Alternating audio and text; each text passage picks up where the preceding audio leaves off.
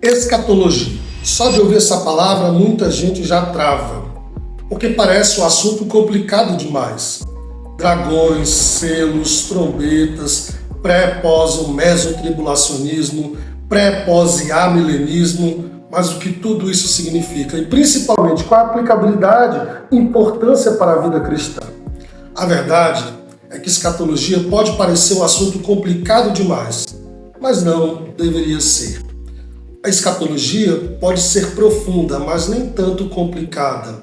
Pode parecer complexo, mas não necessariamente confusa. Às vezes parece que você tem que falar grego, hebraico, anos de seminário para poder entender tudo isso.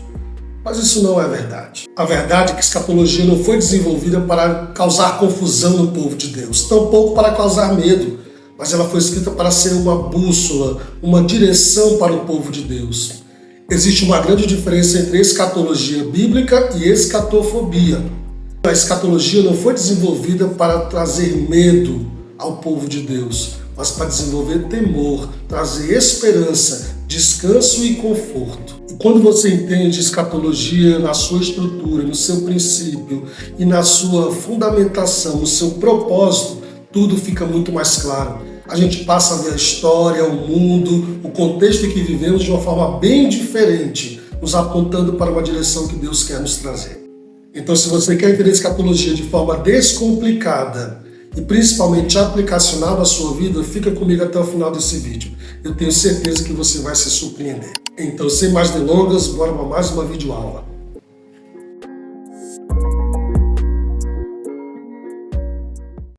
Eu quero começar essa videoaula lendo um texto de 2 Tessalonicenses, capítulo 2, verso 1 ao 3, que diz o seguinte: Irmãos, no que diz respeito à vinda do nosso Senhor Jesus Cristo e a nossa reunião com Ele, nós vos exortamos a que não vos demovais da vossa mente, com facilidade, nem vos perturbeis, quer por espírito, quer por palavra, quer por epístola, como se procedesse de nós, supondo tenha chegado o dia do Senhor.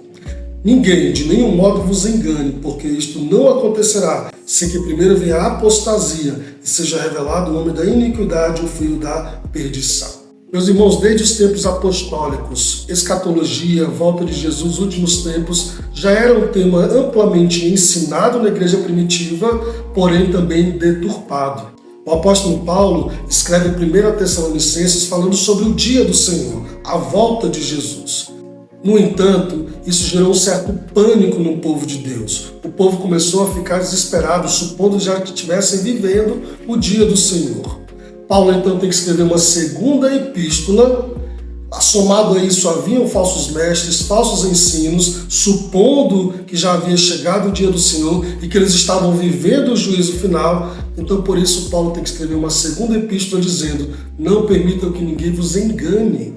Não vos demovais, ou seja, ninguém convença você do contrário do que nós pregamos e do que a palavra nos aponta.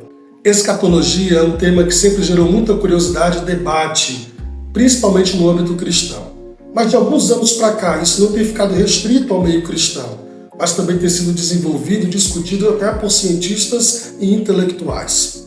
A exemplo disso, você já deve ter ouvido falar do Doomsday Clock, ou relógio da meia-noite. Esse relógio foi desenvolvido por cientistas que faziam parte do Conselho de Ciência e Segurança da revista Boletim de Cientistas Atômicos nos Estados Unidos, o famoso relógio da meia-noite.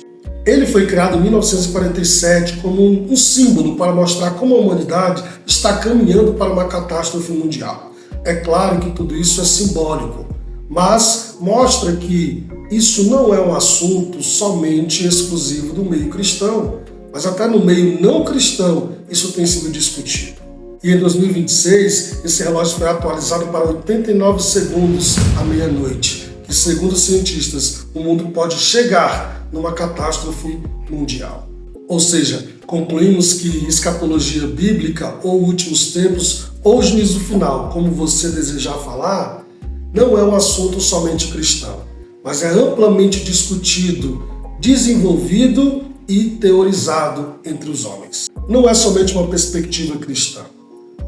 Por isso, escatologia tem a sua importância, tem a sua história e principalmente tem a sua aplicabilidade. E é isso que eu quero apresentar para você nesse vídeo. E assim, sermos edificados com esse tema.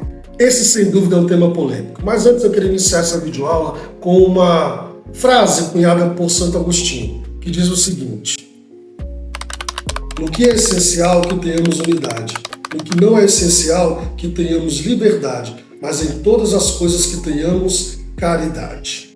Eu apresentaria um ponto a mais, que em todas as coisas tenhamos maturidade. Maturidade para ouvir a posição do outro, para ouvir o diferente, para ouvir uma opinião, uma teoria contrária, mas principalmente sem ferir a sã doutrina, sem deturpar o caráter de Deus e sem ferir a comunhão com nossos irmãos. Afinal, Deus não é contra opiniões, mas é contra quem deturpa a verdade. Desde que uma teoria teológica ou escatológica não fira a sã doutrina, não deturpe o caráter de Deus e não fira a comunhão com os irmãos, é livre, é necessário, é importante que pensemos até diferente uns dos outros. Então, em primeiro lugar, eu queria começar com a definição de escatologia. A palavra escatologia vem do grego eschatos logia.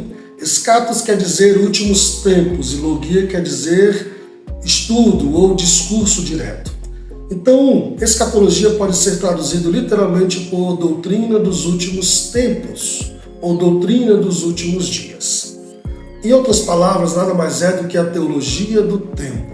E quando falamos doutrina dos últimos tempos, estamos falando de algo que é oriundo da palavra de Deus. Não foi algo criado pelos homens. É um tema bíblico. Desde a igreja primitiva isso é amplamente ensinado, mas infelizmente também deturpado. Na cabeça dos apóstolos, Jesus iria voltar a partir de seus escritos, e isso é muito bem denunciado, naqueles dias. Parece que para os discípulos e apóstolos, Jesus voltaria naqueles dias em que eles viviam, nos dias da igreja primitiva. Jamais se passava pela cabeça dos apóstolos que se passariam 2000 anos e Jesus ainda não teria voltado. Já nos tempos dos apóstolos, esse tema era negado por muitos. A exemplo disso, deixa eu ler um texto com vocês, 2 Pedro capítulo 3, que diz o seguinte: tendo em conta, antes de tudo, que nos últimos dias virão escarnecedores com seus escárnios, andando segundo as suas próprias paixões e dizendo, onde está a promessa da sua vinda? Porque desde que os pais dormiram, todas as coisas permanecem como desde o princípio. Os apóstolos e nós também somos convidados a viver na teologia do já, ainda não. O que isso significa? O já ainda não nada mais é do que uma doutrina, um pensamento, uma teoria de que Jesus veio, estabeleceu o seu reino, mas ainda não em plenitude. Jesus, na sua primeira vinda, estabeleceu o reino de Deus, mas ainda não foi consumado. Em outras palavras, o reino já chegou, mas ainda não foi consumado. Por isso Jesus disse em Marcos, Lucas e nos Evangelhos, eis que o reino de Deus é chegado até vós. Ou, como ele diz em Lucas, o reino de Deus está dentro de vós. Em Colossenses capítulo 1 ele vai dizer que nós fomos transportados para o reino do Filho do seu amor. Mas em contrapartida, em 1 João capítulo 3, verso 2, vai dizer que haverá de ser manifesto como haveremos de ser. Então a teologia do já ainda não nada mais é do que Cristo já veio, estabeleceu o seu reino após a sua primeira vinda, após a cruz, mas ainda não foi consumado. Vivemos nessa era de tensão e devemos viver como se ele voltasse no próximo dia ou nos próximos minutos. Hoje já existe salvação, nova vida, Espírito Santo na vida dos crentes, remissão de pecados, mas ainda existe pecado, injustiça e sofrimento.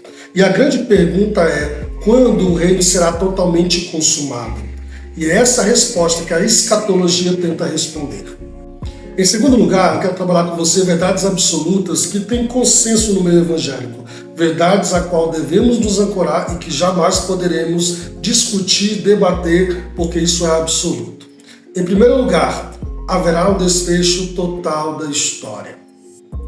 Em 2 Pedro, capítulo 3, verso 7, diz o seguinte: ora, os céus que agora existem e a terra, pela mesma palavra, têm sido entesourados para fogo, estando reservados para o dia do juízo e destruição dos homens ímpios. Portanto, a história como nós a conhecemos, ela haverá um dia de desfecho final. Haverá um dia D, haverá um ponto final, e esse ponto final é uma transição para a eternidade. Em segundo lugar, a volta de Jesus é literal, não espiritual. Ela é literal, não é metafórica. Ela é pessoal e gloriosa.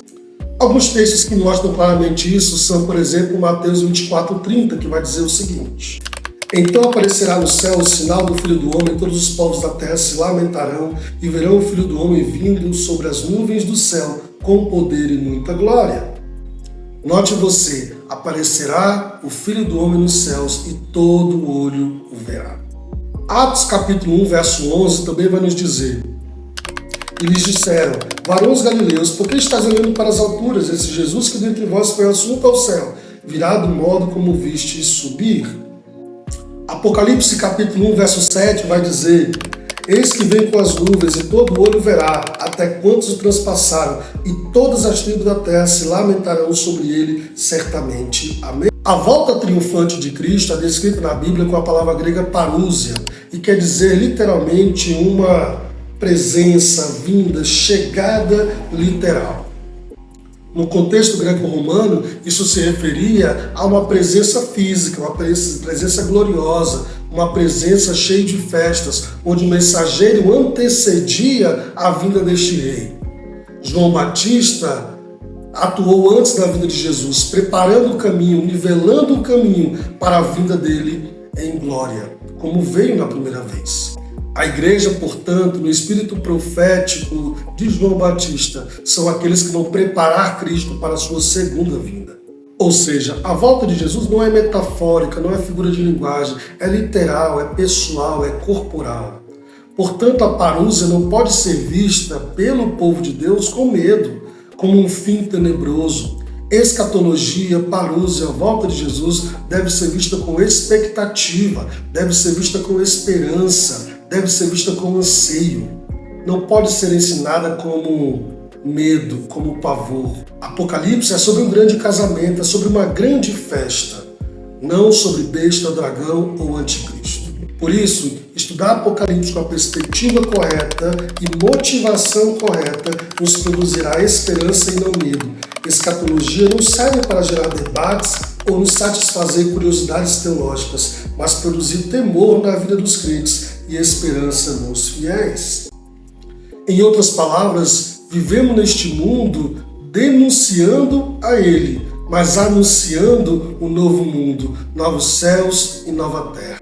Por isso, escatologia deve gerar metanoia, ou seja, mudança de mente, e não paranoia, medo ou pavor. Escatologia não é um mapa profético que aponta para o futuro, mas é uma bússola que nos ensina como viver hoje, neste mundo, antes da volta de Jesus. Em terceiro lugar, ela será visível e repentina. 2 Pedro capítulo 3, verso 10 vai dizer o seguinte: virá, entretanto, como ladrão, o dia do Senhor, no qual os céus passarão como um estrepitoso estrondo e os elementos desfarão abrasados. Também a terra e as obras que nela existem serão atingidas.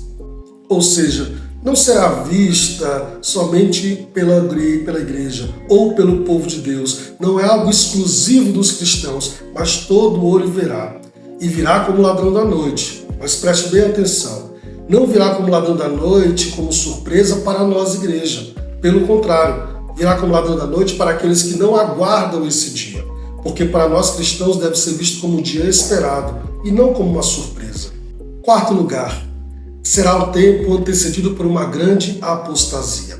2 Tessalonicenses capítulo 2, verso 3 vai dizer o seguinte: ninguém de nenhum modo vos engane, porque isto não acontecerá assim que primeiro venha a apostasia e seja revelado o homem da iniquidade, o filho da perdição.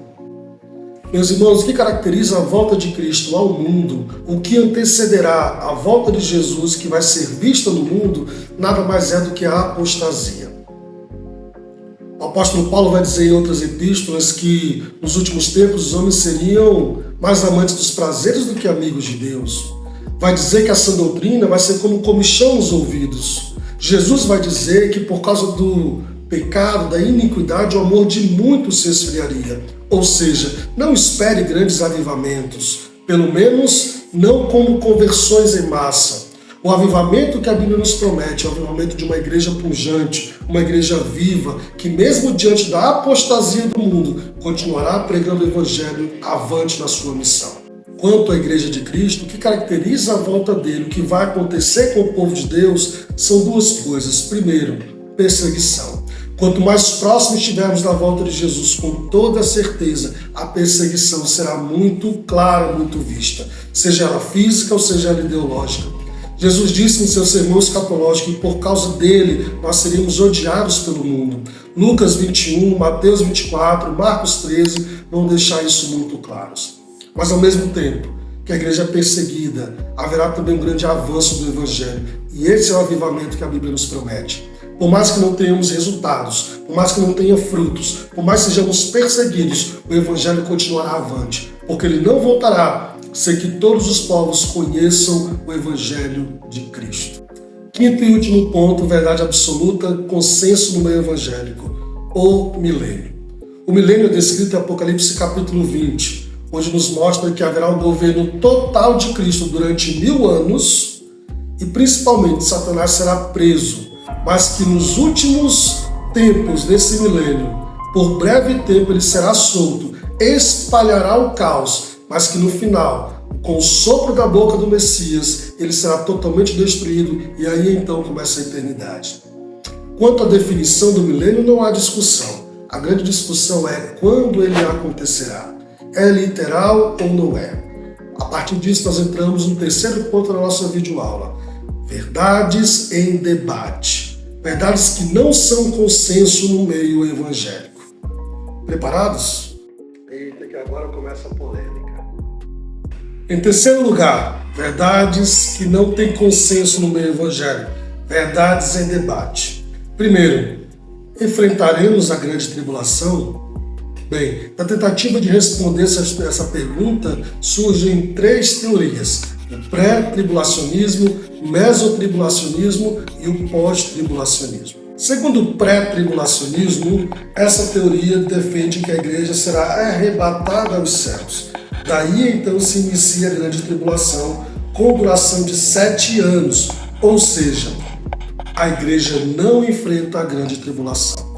Benjamin tem textos que confirmam isso? Segundo essa teoria, sim. Apocalipse capítulo 3, versículo 10 vai dizer o seguinte: porque guardaste a palavra da minha perseverança, também eu te guardarei da hora da provação que há de vir sobre o mundo inteiro. Então essa é uma base bíblica que defende o pré-tribulacionismo. A igreja não enfrenta a grande tribulação. Ela é arrebatada aos céus, logo depois haverá 7 anos de tribulação, dividido em 3 anos e meio, 3 anos e meio, onde o anticristo impera sobre o mundo, 3 anos e meio bom, 3 anos e meio mal, e depois Cristo volta com a sua igreja, o exército dos céus, e aí então acontece a batalha do Armagedon, e aí depois disso o milênio. Segunda teoria, o mesotribulacionismo. Segundo essa teoria, a igreja vive metade ou parte da tribulação. A igreja vive somente 3 anos e meio da tribulação, é arrebatada, então a ira de Deus vem sobre os ímpios e se inicia a grande tribulação, nos próximos 3 anos e meio. Em outras palavras, a igreja viverá parte da grande tribulação, metade ou parte dela. Ela é arrebatada, no meio dela, aí então vem uma ira muito maior sobre os ímpios. Terceira teoria, o pós-tribulacionismo. Segundo essa teoria, a igreja enfrentará a grande tribulação e ao final dela Jesus então voltará. Em outras palavras, essa teoria defende que sim, a igreja enfrentará todo o período de grande tribulação, enquanto o pré acredita que a igreja não enfrenta, o meso parte dela, o pós-tribulacionismo acredita que a igreja enfrentará toda a grande tribulação. Há textos que dão base para esse pensamento. Por exemplo, Marcos capítulo 24, versículos 29 e 30 vão dizer o seguinte: logo em seguida da tribulação naqueles dias, o sol escurecerá, a lua não dará sua claridade, as estrelas cairão no firmamento, e poderes dos céus serão abalados. Então, segundo o texto, após a tribulação é que se verá o Filho do Homem nas nuvens. Outro texto que aponta para isso é Apocalipse capítulo 13, versículo 7, que diz que o anticristo vencerá os santos, e os santos sempre é uma referência à igreja do Senhor. Portanto, esses são os textos que defendem o pós-tribulacionismo. Mas aí eu pergunto, qual que é a sua opinião? A igreja enfrentará ou não a grande tribulação? Segunda questão em debate, segunda verdade que é divergida entre o povo de Deus. Pré-milenismo, pós-milenismo ou amilenismo. Essas três possibilidades surgem da tentativa de dar uma resposta. Quando o milênio acontecerá? Essa é a segunda verdade em debate que não tem consenso no meio evangélico. A minha proposta agora é apresentar para você o pré-milenismo, que é dividido em duas partes. Há o pré-milenismo dispensacionalista e o pré-milenismo histórico. Bem, deixa eu mostrar uma imagem que vai ser melhor e mais didático. Bem, o pré-milenismo histórico, como o próprio nome diz, pré-milenismo, acredita que Jesus volta antes do milênio. Primeiro a volta de Jesus, depois o milênio, o governo de Cristo e a prisão de Satanás. Então a sequência seria mais ou menos essa que você está vendo na imagem. Primeiro, a primeira vinda de Cristo, a cruz, logo depois a era da igreja, que é chamada de era de tensão, ou seja, estamos vivendo esse período há 2026 anos, e em determinado momento haverá o arrebatamento secreto da igreja. Deixa eu dar uma pausa aqui para explicar algo muito importante. O pré-milenismo dispensacionalista tem como base a visão pré-tribulacionista. Segundo essa teoria, haverá o arrebatamento, a igreja não enfrenta a grande tribulação. Quem aqui nunca sonhou, por exemplo, que os pais ou a mãe tinham sido arrebatados e você ficou? Quem aqui nunca viu aqueles adesivos no carro que dizem: em caso de arrebatamento, este carro se encontrará desgovernado? Bem, é aquela visão de filmes como Deixados para Trás, aqueles filmes onde a mãe está balançando a criança no parquinho, de repente ela desaparece. Então, segundo essa teoria, haverá o arrebatamento da igreja. Logo depois, haverá os 7 anos onde o anticristo impera sobre o mundo, onde 3 anos e meio ele é bom e 3 anos e meio ele será mau. Vamos voltar à imagem. Então, o anticristo vai governar durante os 7 anos literais de tribulação, que haverá, ou melhor, não haverá o Espírito Santo. As duas testemunhas atuarão nesse período do Apocalipse capítulo 12 e haverá uma conversão dos remanescentes de Israel. Enquanto isso, a igreja estará nos céus, celebrando as bodas do Cordeiro. Ao final dos 7 anos, quando o anticristo revelar sua verdadeira face do mal e implantar a marca da besta, aqueles que não aceitarem a marca e os remanescentes de Israel então serão salvos. E ao final desses 7 anos, Cristo volta com a sua igreja, o exército dos céus, para a batalha do Armagedon entre o povo de Deus, o próprio Messias e as nações contra o povo de Deus. Depois de vencer essa batalha, Jesus então vai iniciar o seu milênio, o seu governo na terra, literalmente 1000 anos, e o povo de Deus vai usufruir de um governo de paz na terra. Segundo essa teoria, os 1000 anos são literais e é nesse momento que profecias do Antigo Testamento serão cumpridas, como Isaías, Ezequiel, que fala de um novo templo, que fala de um cordeiro andando com o leão. Mesmo que haja pecado, mesmo que haja morte, mas será um tempo de cumprimento de profecias do Antigo Testamento aqui na Terra. Mas diz o texto de Apocalipse 20 que no final do milênio Satanás será solto por breve tempo, espalhará o caos, juntará as nações para a guerra de Gog e Magog, onde uma segunda tentativa de destruir o povo de Deus. Mas Cristo, com o sopro de sua boca, então destruirá todo o exército inimigo. E aí então haverá o juízo do grande trono branco, o juízo final, e aí a eternidade começa. Pois bem, esse é o pré-milenismo dispensacionalista. Segunda teoria, o pré-milenismo histórico, o pré-milenismo também chamado de clássico. Ele é bem semelhante ao pré-milenismo dispensacionalista, porém ele acredita numa visão pós-tribulacionista. Como assim, Benjamin? Deixa eu mostrar essa imagem para ficar mais didático. Então ele também começa com a primeira vinda de Cristo, com a cruz, a ressurreição de Jesus, a era da igreja, também chamada de era de tensão, mas nesta visão, em determinado momento da história, que é antecipado pela apostasia de 2 Tessalonicenses, haverá grande tribulação. O anticristo vai imperar sobre o mundo e a igreja enfrentará a grande tribulação. Diferente do pré-milenismo dispensacionalista, que acredita que a igreja não vai enfrentar, mas que será arrebatada, nesta visão, a igreja enfrenta a grande tribulação. E no final dela, então, Jesus vem com o seu exército dos céus, destrói o anticristo, resgata a sua igreja para o encontro do Senhor nos ares, aí então começa o milênio. Portanto, as duas visões pré-milenista histórico e dispensacionalistas concordam que o milênio vem após a volta de Cristo. Primeiro a volta de Jesus, depois o milênio. No entanto, discordam no que diz respeito à visão de tribulação, pois o dispensacionalista acredita que a igreja não enfrenta. E o pós-tribulacionismo e pré-milenismo histórico acredita que a igreja sim enfrentará a grande tribulação. Segunda ou terceira visão, o pós-milenismo. O pós-milenismo também começa com a primeira vinda de Cristo. Deixa eu mostrar a imagem.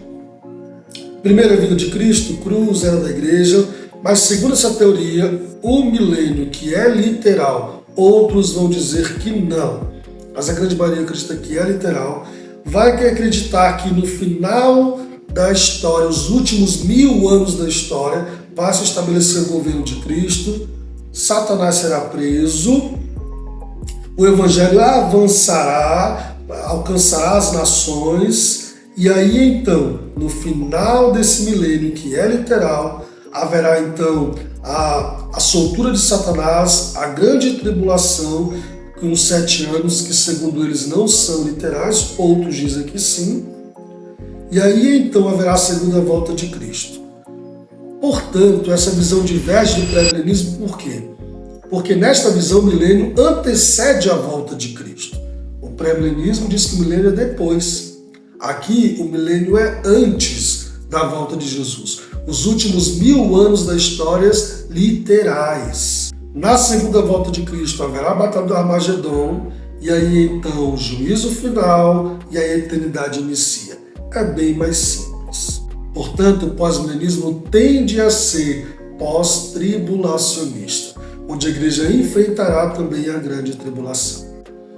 E a terceira ou quarta possibilidade de teoria escatológica, o amilenismo.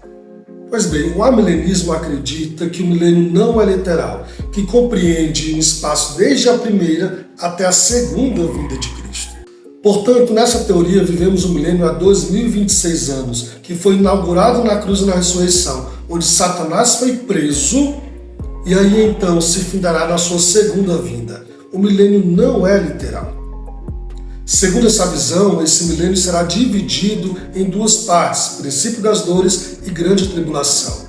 E é pós-tribulacionista porque acredita que a igreja enfrentará a grande tribulação.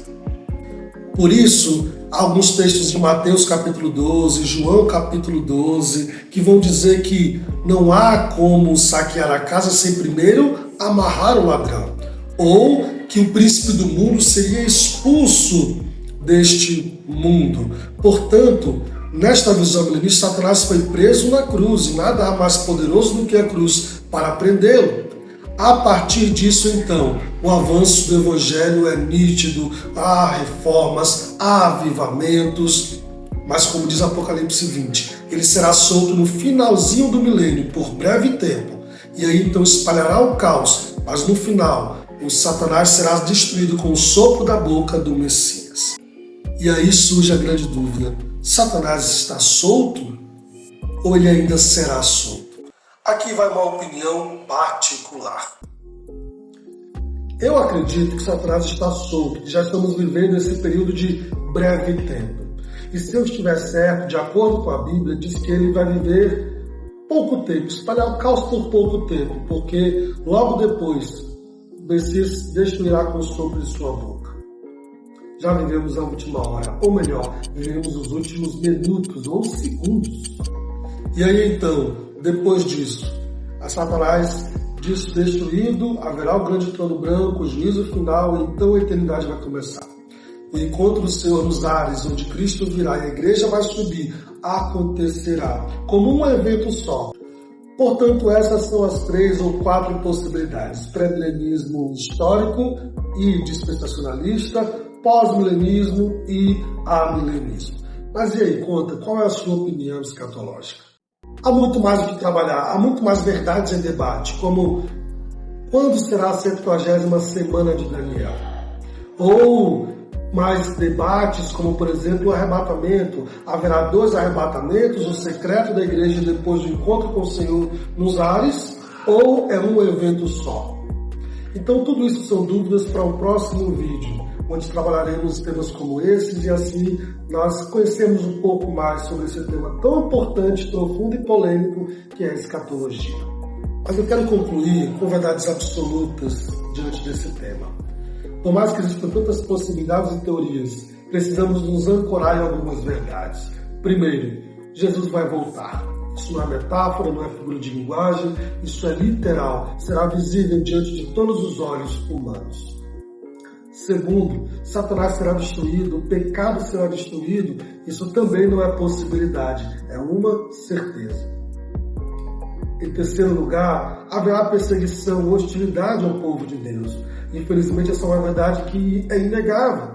Paulo vai dizer a Timóteo que todo aquele que quiser viver piedosamente em Jesus Cristo será perseguido. Quarto, haverá um período de grande apostasia. Mas, acima de tudo, haverá avanço do Evangelho.